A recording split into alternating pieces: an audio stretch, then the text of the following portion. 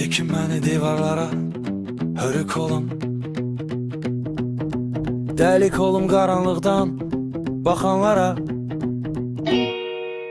İşıq olum uçanlara, səmalarda, qanad olum, selik olum, ağızlardan axanlara.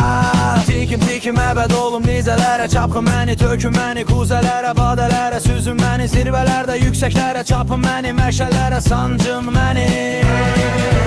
Tikim sizi qübbələrdə, naxışlarda, sərin məni, sərin sular ürəklərə yayılsın, vurun məni, könüllərin zirvəsində taxın məni, dülgərlərin ən şərəfli sənətində döyün məni, görün məni, yuxularınız çin olanda sevin məni, öyün məni dostlarınızla masalarda.